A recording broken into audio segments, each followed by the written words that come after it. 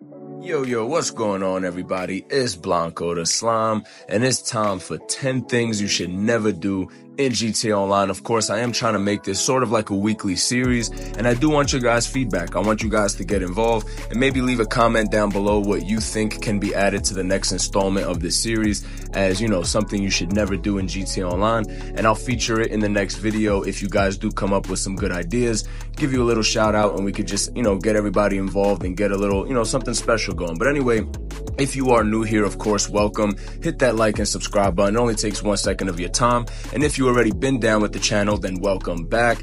And let's get into today's video.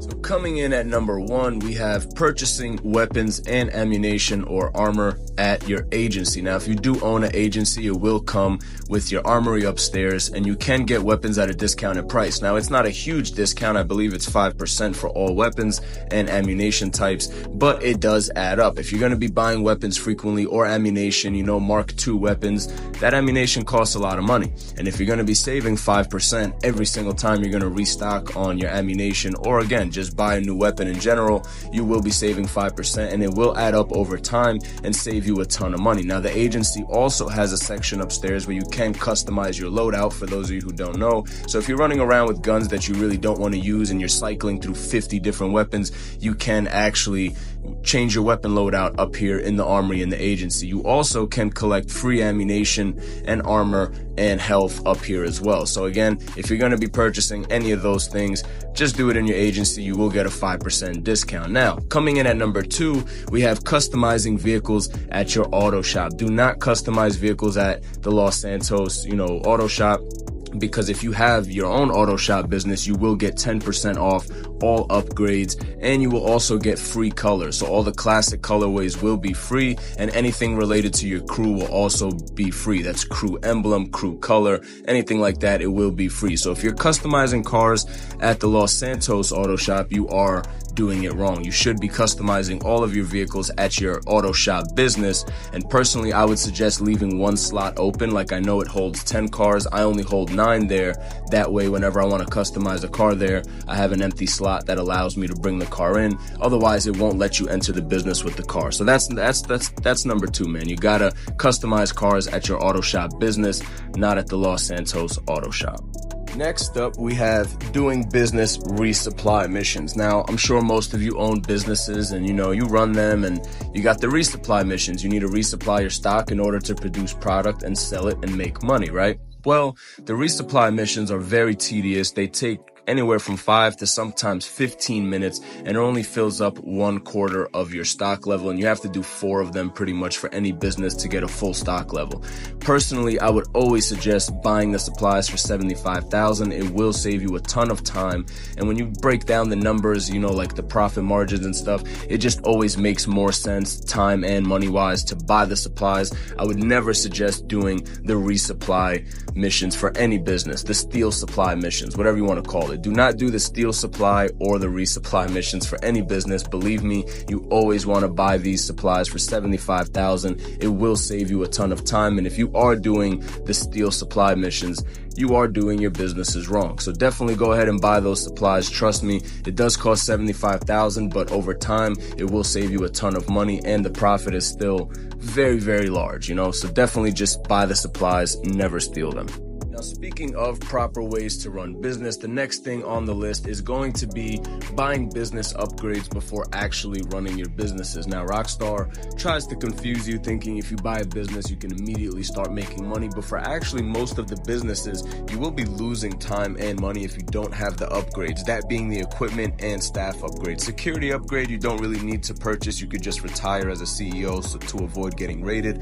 But for the equipment and staff upgrade, this will boost the production time of your stock level and also the value of your product. So for every business you own in this game, if it has an equipment and staff upgrade available, purchase those first before proceeding to actually run the business. That way you can maximize your time and your profits. So if you are running a business without these upgrades, you are running your businesses wrong. The next item on the list is actually going to be one of a fan entry. It is going to be from Diamond Dog, and he said, don't attack a level 841 player if you are a low level. Now, shout out to Diamond Dog for his take on what you should never do in GTA Online.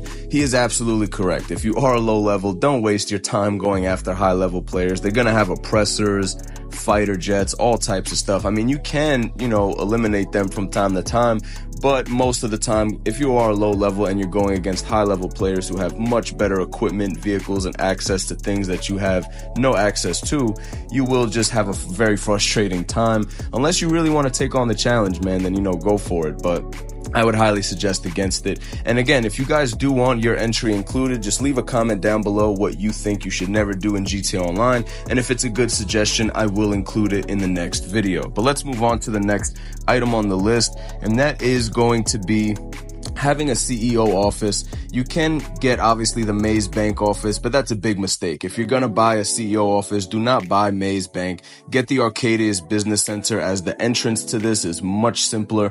The entrance to Maze Bank is a maze. The name suits itself. It's literally a maze to get in and out of that building, and it's like double the price as the Arcadius Business Center. And now if you don't want neither of these, if you're looking for something even cheaper, you can just go with the free CEO office, which most players have access to, and that is going to be Maze Bank West, and that will be free access. But as you can see, the Arcadius Business Center, very simple. You walk out the building and you have access to the, main street as soon as you walk out of the building. The Maze Bank, it's not viable, man. And on top of that, another plus with the Arcadius Business Center, it is one of the best looking buildings in the game. So why would you not want to own it? But like I said, if you are looking to save money and not spend whatsoever, you can simply just, go with the free, CEO office, which is going to be Maze Bank West. And most players should have access to this. If you don't, it's probably because you didn't get the improved and enhanced version of GTA, I believe. Anybody with the enhanced version of GTA 5 does get this for free, so just go with that if you're looking to really save money. But if you are looking to get a really nice CEO office, definitely go with the Arcadius Business Center. If you are going for the Maze Bank CEO office, you are doing it wrong. All right, and next up we have another thing related to the CEO office, and this is going to be the CEO warehouse cargo businesses. Now, you do want to use these passively through your warehouse techs. You don't want to spend time sourcing these crates. It will take you forever to fill up your warehouses. Just play the game how you play. Go run your Cayo Pericos, your other business sale missions, etc., and just use your warehouse techs to source these crates passively. Now, the only time that you want to source these crates yourself is if the CEO cargo business goes double money. If it goes double money, then of course you want to fill it up as quick as possible, and I would suggest using the passive sourcing crates plus going out and getting them yourself. But if it's not double money, if you are sourcing these crates yourself instead of passively, you are running this business wrong. So only source CEO cargo crates yourself when they do go double money. Now, next on the list is something very simple, but you definitely should be doing it every time you play GTA Online, and that is changing your outfit or re-equipping the same outfit you had on, or, changing your destination through fast travel before exiting the game. If you are not doing this every time before you, close app or turn your system off, you are playing GTA 5 wrong. And the reason being is when you change your outfit or re-equip the current outfit you have on, or fast travel to a new location, it will automatically save the game. You can see on the bottom of the screen that little circle will start spinning, and that indicates that the game is saving. I can't tell you how many times I left, without doing this. I turned my system off just to get back on, and the sale mission I just completed for $1 million, the $1 million is just gone because it never saved, and I have to redo the sale mission. So just keep that in mind. Sometimes GTA Online will not save on its own, sometimes it will. In that case, just to be on the safe side, change your outfit or change your location. Now, next up on the list is doing contact missions. Now, contact missions, of course, can be very enjoyable, but they do not pay very well in GTA Online. I would only suggest doing contact missions when they are double money, and do ones that are pretty fast, like the new Madrazo hits. You can complete these in literally 2 minutes and make anywhere from $25,000 to $50,000, which in that case, it is definitely worth it. But if the contact missions are not double money, please avoid them at all costs. And that's pretty much, the next item on this list. Don't do contact missions unless they are double money. And if you are going to do them, do the ones that you can finish really fast, like the new Madrazo hits. Now, of course, if you are a new player in GTA Online, it might be a little hard for you to make money, so you think, resorting to contact missions might be the best way to go. But I would personally just join up on someone's heist or something like that through the quick join menu and make money that way if you are a low-level player. Avoid contact missions unless they are double money. Now, last but not least, the final item on our list is going to be very simple. Do not buy any vehicles on Wednesdays. Now, trust me, matter of fact, vehicles or businesses, don't buy anything on Wednesdays. Anything that's expensive or cost more than literally $100,000, do not buy it on Wednesdays. Now, you're probably asking, why shouldn't I buy things on Wednesdays? And the answer is very simple. GTA Online does do weekly updates every single Thursday at about 6 in the morning Eastern time. And, things go on sale, that being, 6 or 7 vehicles. You could get the vehicle you've been looking for free at the casino, or the LS car meet through the prize ride with the LS car meet races.